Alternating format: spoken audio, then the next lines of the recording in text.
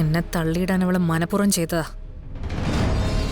ഒന്ന് നേരെ നിൽക്കട്ടെ, മറുപടി കൊടുക്കുന്നുണ്ട് ഞാൻ.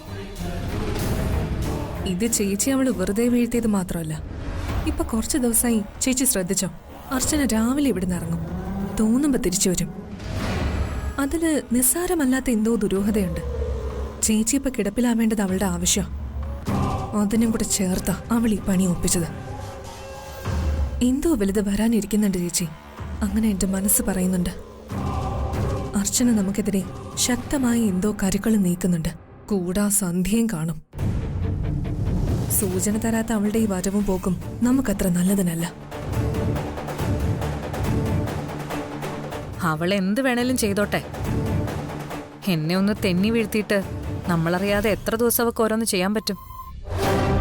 വരട്ടെ, നോക്കാം. അവന്തികയെ ജയിക്കാനുള്ള പവറൊന്നും അർച്ചനയ്ക്കില്ല.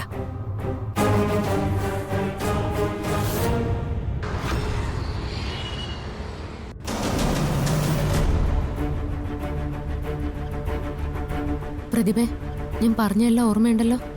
ഉണ്ട് ചേച്ചി. പിന്നെ പ്രദീപേ, ആ നമ്മൾ സംസാരിക്കുന്ന കാര്യവും നമ്മൾ പോകുന്ന സ്ഥലവും മറ്റാരുമായി ഷെയർ ചെയ്യരുത്. ഇല്ല.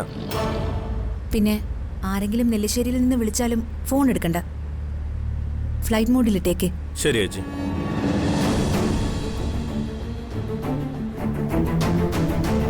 അർച്ചനയ്ക്ക് എന്തൊരു ടെൻഷൻ പോലെ. അല്ല ഡോക്ടർ, നന്ദേട്ടൻ ഇനി അവിടെ ഉണ്ടാവോ ഇല്ലയോന്ന്. ഇനിയും ഇതൊക്കെ നമ്മുടെ തോന്നലാണെങ്കിൽ ഈ കഷ്ടപ്പെടുന്നൊക്കെ വെറുതെ ആവില്ലേ? എന്തായാലും നമ്മൾ കഷ്ടപ്പെട്ടു, നമ്മളെ കൊണ്ട് പറ്റുന്ന പോലെ മാക്സിമം ശ്രമിച്ചല്ലോ, അതല്ലേ വലിയ കാര്യം. അഥവാ നന്ദൻ അവിടെ ഇല്ലെങ്കിൽ തന്നെ നമ്മൾ ഈ അന്വേഷണം നിർത്താനൊന്നും പോകുന്നില്ല. ഒന്നുകിൽ നമ്മൾ അയാളെ കണ്ടെത്തും, അല്ലെങ്കിൽ മരിച്ചു എന്ന് കൃത്യമായി ബോധ്യപ്പെടുന്നത് വരെ നമ്മൾ പുറകെ പോവും. എന്തായാലും ഇറങ്ങിയതല്ലേ, ഇനി രണ്ടിലൊന്ന് അറിഞ്ഞിട്ടാവാം ബാക്കി കാര്യം. കുറേയേറെ ദുരൂഹതകൾ നിറഞ്ഞ ജീവിതം അവന്തികേടത്തിയുടേത്. അതിൽ കുറച്ചു മാത്രമേ നമുക്കറിയാവൂ, അതും അവര് നെല്ലിശ്ശേരിയിൽ വന്നതിന് ശേഷമുള്ളത്. അതിന് മുമ്പുള്ള ജീവിതം എങ്ങനെയാണെന്നും എന്തൊക്കെയാണ് സംഭവിച്ചതെന്നും ഇപ്പോഴൊരു ചോദ്യചിഹ്നമായിട്ട് അവശേഷിക്കുന്നുണ്ട്. അത് നമ്മൾ ഈ യാത്രയുടെ അവസാനം അറിയും. നമ്മളെ പ്രതീക്ഷിക്കുന്നത് പോലെയാണ് എല്ലാം നടക്കുന്നതെങ്കിൽ നന്ദനിൽ നിന്ന് തന്നെ മുഴുവൻ കാര്യങ്ങളും നമുക്കറിയാൻ പറ്റും. എല്ലാ പൂട്ടുകൾക്കുമുള്ളൊരു താക്കോൽ, അതാണ് നന്ദൻ. നന്ദനെ കണ്ടെത്താനായാൽ പിന്നെ നമ്മളായിട്ടൊന്നും ചെയ്യണ്ട, അവന്തിക സ്വയം ഉരുകി തീർന്നോളും. ഒന്നുകിൽ ഇന്ന് എല്ലാത്തിനും അവസാനം, അല്ലെങ്കിൽ ഇന്നാണ് എല്ലാത്തിൻ്റെ തുടക്കമെന്ന് എൻ്റെ മനസ്സ് പറയുന്നു.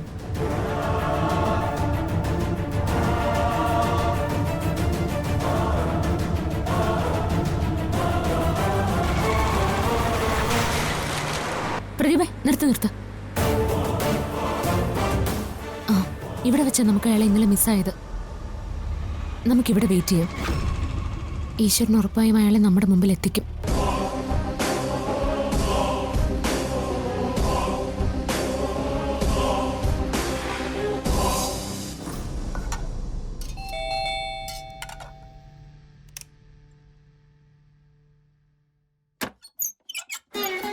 അമ്മേ,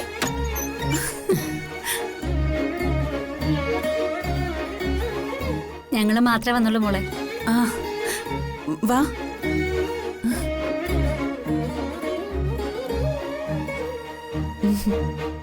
അമ്മേ, അനുപേട്ടൻ എവിടെയാ? അവൻ രാവിലെ എവിടെയോ പോയി. സച്ചിമോൻ പറഞ്ഞിട്ടാ ഞങ്ങള് വന്നത്. അനു പറഞ്ഞിട്ടില്ല ഞങ്ങൾ ഇങ്ങോട്ടാ വരുന്നതെന്ന്. അറിഞ്ഞാ പിന്നെ അറിയാവല്ലോ പുകില്.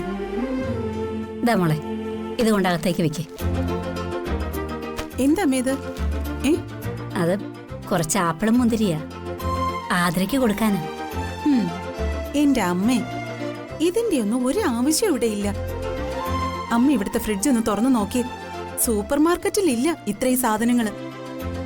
സന്ദീപും സച്ചിയും അർച്ചനയൊക്കെ പുറത്തു പോയി വരുമ്പോ 5ഉം 6ഉം കവറൊക്കെ കൊണ്ടാ തിരികെ വരുന്നത്. ഇതിപ്പോ ആതിര പ്രസവിച്ചെഴുന്നേറ്റല്ല, അതൊന്നും തീരുന്ന ലക്ഷണമില്ല. ഹോ. എന്നിട്ട് ആതിരമോൾ എവിടെടി? അവളെ അച്ഛനെ വിളിക്കേ. ആതിര ഇവിടെ ഉണ്ട്. അർച്ചന എന്തോ ഒരു കാര്യത്തിന് വേണ്ടി പുറത്തു പോയിരിക്കുക. ഓ, ഞാൻ ആതിരയെ വിളിക്കാം. ആതിരേ, ആതിരേ, നീ താഴേക്കൊന്ന് വന്നേ. നിന്നെ രണ്ടുപേര് കാണാൻ വന്നിരിക്കുന്നു. ആ, അമ്മ ഇരിക്ക്. അച്ഛാ, ഞാൻ കുടിക്കാൻ എന്തേലും എടുക്കാം. മീര ഇവിടുത്തെ ആളായോ എന്നൊരു സംശയം. അമ്മേ,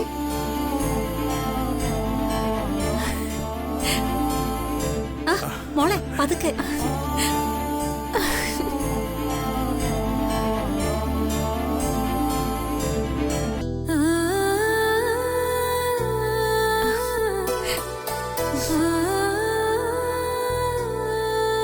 അമ്മേ, അനൂപേട്ടന്റെ പിണക്കം മാറിയോ?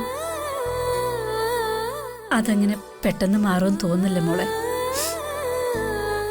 കാര്യങ്ങളൊക്കെ മനസ്സിലാവുള്ള പ്രായമായല്ലോ അവന്. ഇനിയിപ്പം മനസ്സിലാക്കുമ്പോ മനസ്സിലാക്കട്ടെ.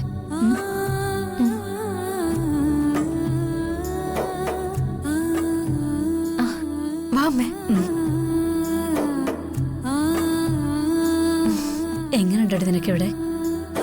എനിക്കിവിടെ കുഴപ്പമൊന്നുമില്ല അമ്മേ. എല്ലാരും എന്നെ നല്ലപോലെ തന്നെയാ നോക്കുന്നത്. നീ നിന്റെ ആവശ്യങ്ങൾക്ക് ഇവിടെ ആരെയും ബുദ്ധിമുട്ടിക്കണ്ട. മീരയോടും അർച്ചനയോടും മാത്രം കാര്യങ്ങൾ പറഞ്ഞാൽ മതി. സേതു ഇവിടില്ലേ? അച്ഛൻ പുറത്തെന്തോ ആവശ്യത്തിന് പോയെന്ന് തോന്നുന്നു. ആ അമ്മേ, ആവണിമോളെ കൂടെ കൊണ്ടുവരാത്തെന്താ? അവക്ക് സ്കൂളിൽ പോണ്ടടി. ഇങ്ങോട്ട് വരുന്ന കാര്യം ഞങ്ങൾ പറഞ്ഞില്ല. ആഹാ, മാഷിൻ കമലെടുത്തിയോ?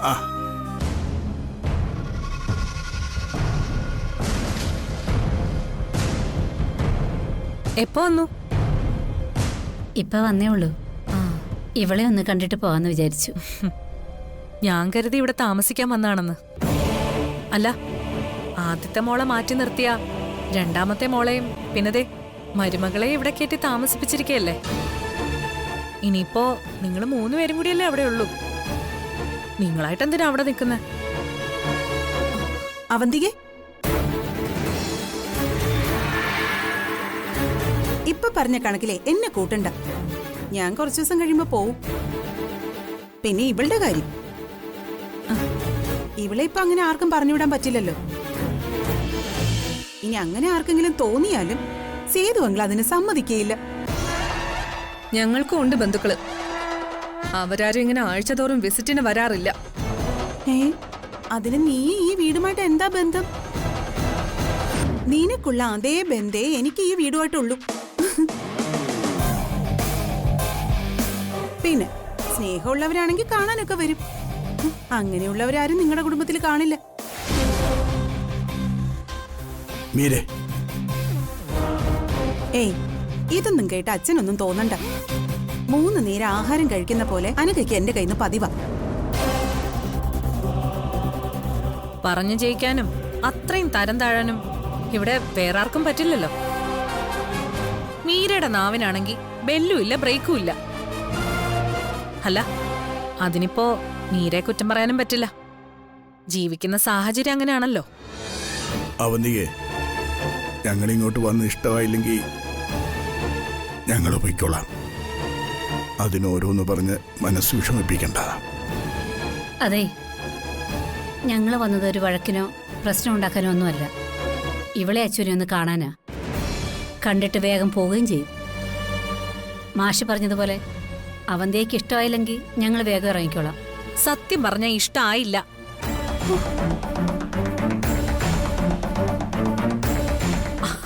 അയ്യോ, അതിപ്പോ എനിക്ക് നിങ്ങളോട് ദേഷ്യം ഉണ്ടായിട്ടല്ല കേട്ടോ. നിങ്ങളിങ്ങനെ ഇവിടെ വരുന്നതും സമയം ചെലവഴിക്കുന്നതും അച്ഛന് ഇഷ്ടായിന്ന് വരില്ല.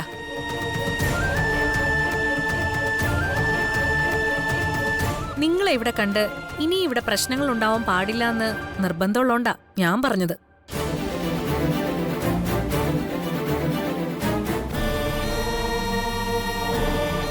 ആതിരയോട് അച്ഛനും ഞങ്ങളും എല്ലാവരും ക്ഷമിച്ചു. ക്ഷമിക്കാൻ പറ്റിയില്ലേലും നിങ്ങളുടെ മൂത്ത മോൾ ഇവിടെ തന്നെ ഉണ്ട്.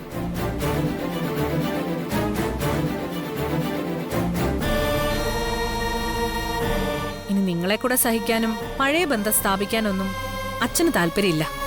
അതുകൊണ്ട് ഞങ്ങൾക്കും. പൊട്ടിപ്പോയത് എത്ര കൂട്ടിക്കെട്ടിയാലും മുഴച്ചേയിരിക്കും മാഷെ. കമലേ, നമുക്കിറങ്ങാം. നമ്മൾ വന്നത് എവിടെ കാണാനാ? കണ്ടു കഴിഞ്ഞു. ഇനി നമ്മളിവിടെ നിന്ന് അവന്തിക പറഞ്ഞതുപോലെ വലിയ പ്രശ്നങ്ങൾ ഉണ്ടായെന്ന് വരും. അതുകൊണ്ട് നമുക്കിറങ്ങാം.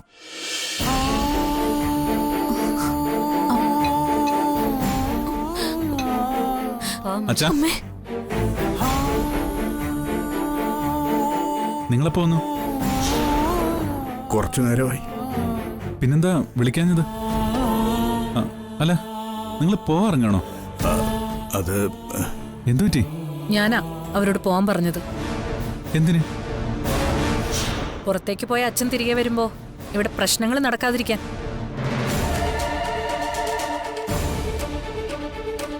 എന്ത് പ്രശ്നങ്ങൾ നടക്കാതിരിക്കാൻ? ഇവരെ ഇവിടേക്ക് വിളിപ്പിച്ചത് ഞാനാണ്. അപ്പൊ ഇവിടെ എന്ത് പ്രശ്നം ഉണ്ടായാലും ഞാൻ നോക്കിക്കോളാം.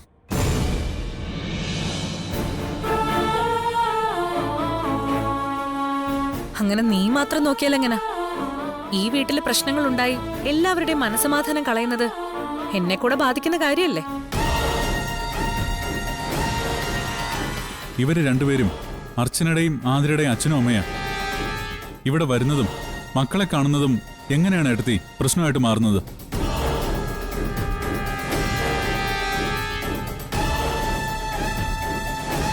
ഏട്ടത്തെയായിട്ട് ഇനി സംസാരിച്ച് പ്രശ്നങ്ങൾ ഉണ്ടാക്കാതിരുന്നാ മതി. സച്ചേട്ടൻ എന്തൊക്കെയാ പറയുന്നേ? ഇവിടെ പ്രശ്നങ്ങൾ മുഴുവൻ ഉണ്ടാക്കുന്നത് ചേച്ചിയാണെന്നാണോ?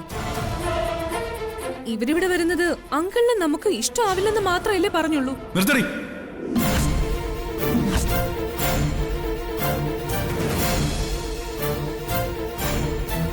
നിന്നോട് ഇവിടെ ആരെങ്കിലും അഭിപ്രായം ചോദിച്ചോ?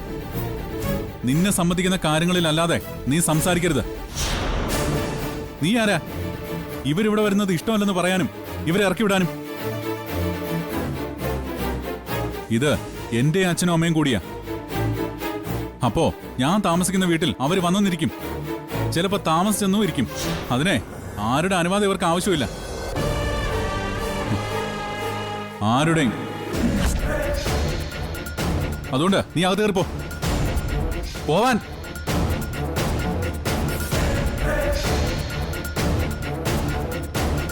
എടുത്തി ഞാൻ വരാൻ പറയുന്നവരെ ഓരോന്ന് പറഞ്ഞ് ഇറിറ്റേറ്റ് ചെയ്യാനും മടക്കി അയക്കാനും ഞാൻ ആർക്കും അനുവാദം കൊടുത്തിട്ടില്ല.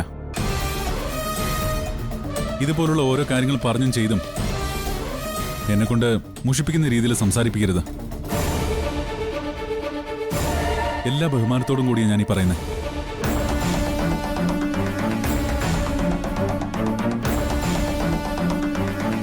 അച്ഛനും അമ്മയും വന്നത് ആതിരയും അർച്ചനയും കാണാൻ വേണ്ടിയല്ലേ? അർച്ചന വന്ന് കണ്ടതിന് ശേഷം പോയാൽ മതി. ഇന്ന് പോകണമെന്ന് നിർബന്ധവും ഇല്ല. ആരെന്ത് പറഞ്ഞാലും ഞാൻ പറഞ്ഞിട്ടാ വന്നേന്ന് പറഞ്ഞാൽ മതി.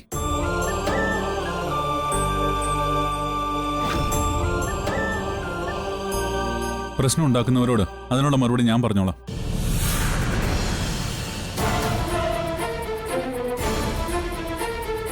അതിന് അച്ഛനായാലും മറ്റാരായാലും.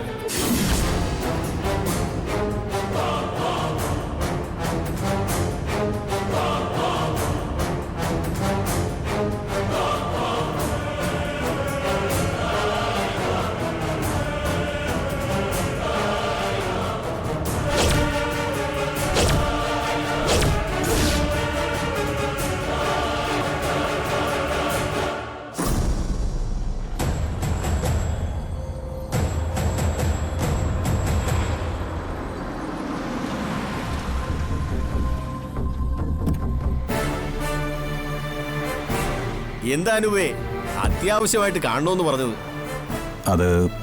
അത് ചേട്ടാ വേറൊന്നും കൊണ്ടല്ല. എനിക്കിത്തിരി പൈസയുടെ അത്യാവശ്യം ഉണ്ടായിരുന്നു. അന്ന് പലിശ മുടക്കി കുറച്ച് പ്രശ്നങ്ങളൊക്കെ ആയിരുന്നല്ലോ. പക്ഷേ ഇനി അങ്ങനെ വരാതെ ഞാൻ നോക്കിക്കോളാം.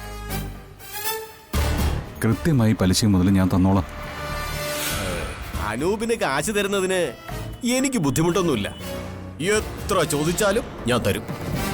കാരണം നെല്ലിശ്ശേരിയിലെ ബന്ധുവല്ലേ. പക്ഷേ ഇപ്പൊ എടുത്ത് മറിക്കാൻ മാത്രം എന്റെ കയ്യിൽ കാശില്ലല്ലോ അനൂപേ.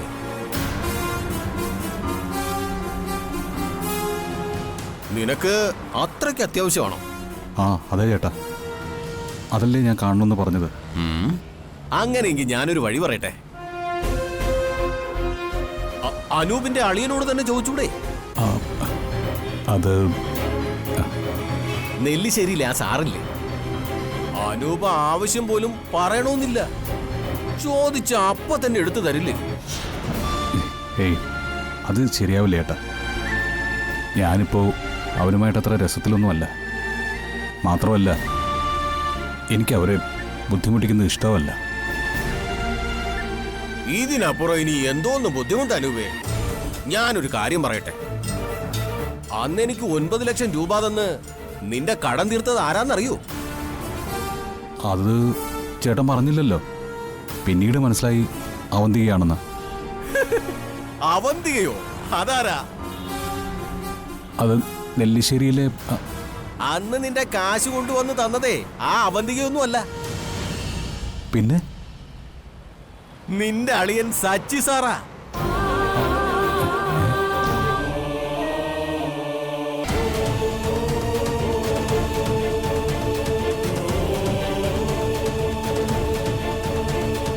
എന്നോട് ആരോടും പറയരുതെന്ന് പറഞ്ഞതുകൊണ്ടാ അന്ന് ഞാനത് പറയാതിരുന്നത്.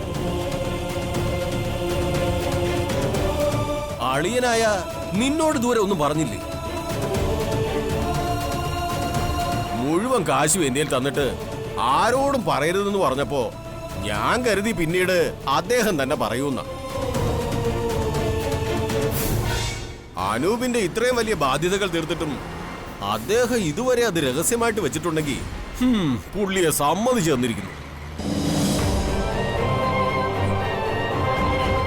ഒന്നും ചെയ്യാതിരുന്നിട്ട് എല്ലാം ചെയ്തു എന്നും പറഞ്ഞ് ക്രെഡിറ്റ് എടുക്കുന്നവരാ കൂടുതലും. ഭാര്യ സഹോദരനായ അനൂപിന് വേണ്ടി ഇത്രയൊക്കെ പണം ചെലവാക്കിയ അദ്ദേഹത്തിനോട് ഒരു കാരണവശാലും അനൂപ് പിണങ്ങരുതായിരുന്നു. പിന്നെ എന്താ പ്രശ്നമെന്നൊന്നും എനിക്കറിയില്ല. അതെന്തായാലും ഉടനെ അത് പരിഹരിക്കണം. കാരണം നിനക്കൊരാവശ്യം വന്നപ്പോ കൈയഞ്ഞ് സഹായിച്ച ആളാ അദ്ദേഹം.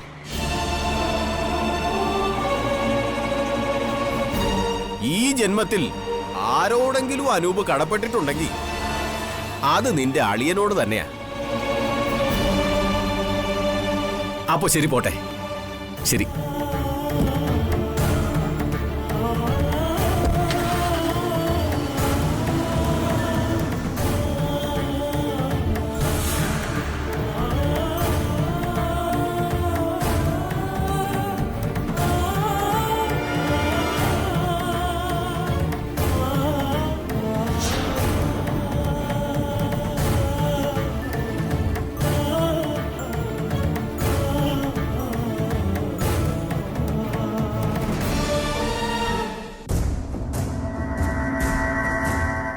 ഇതുവഴി വന്നാലല്ലേ അയാളെ പിന്തുടർന്ന് വീട് കണ്ടുപിടിക്കാൻ പറ്റൂ. അല്ലാതെ ധാരാളം വയറോടുകളുടെ ഇവിടെ എങ്ങനെയാ നമ്മൾ അയാളുടെ വീട് കണ്ടെത്തുന്നത്? ഇത്രയൊക്കെ ആയില്ലേ, എന്തെങ്കിലും വഴി കാണാതിരിക്കില്ല.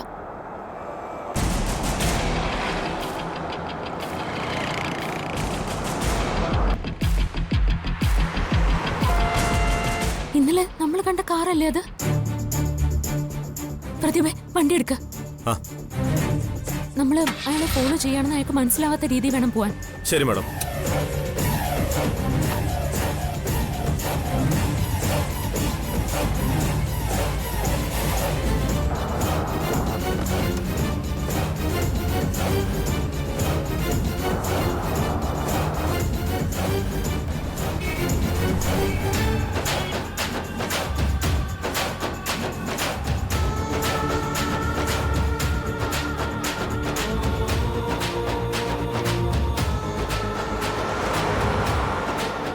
പ്രതിഭേ, വണ്ടി നിർത്ത.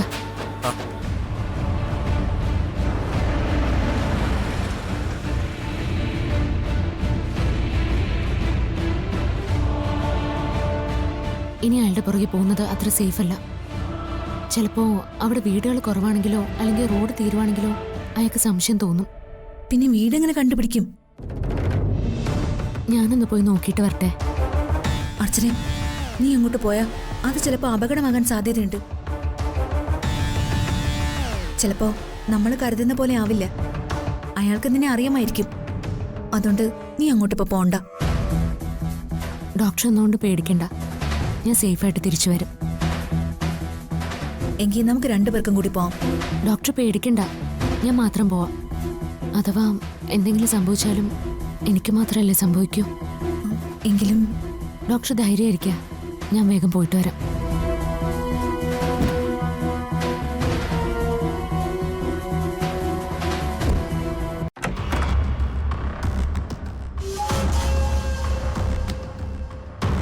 എടുത്ത് കഴിക്കടാ.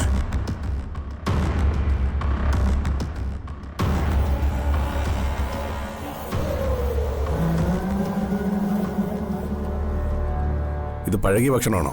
അതെ, ഇന്നലെ വാങ്ങിയതാ. എന്താ നിനക്ക് വേണ്ടേ? വേണമെങ്കിൽ കഴിച്ചാൽ മതി. നിനക്ക് ഫാസ്റ്റ് ഫുഡ് സമയാസമയം വാങ്ങി തരുന്നതല്ല എന്റെ ജോലി. ഇവിടെ കിടന്ന് ചാകണ്ടല്ലോ എന്ന് കരുതിയാ എന്തെങ്കിലും തരുന്നത്. അതും അവന്തികയുടെ വെറും സഹതാപത്തിന്റെ പുറത്ത്.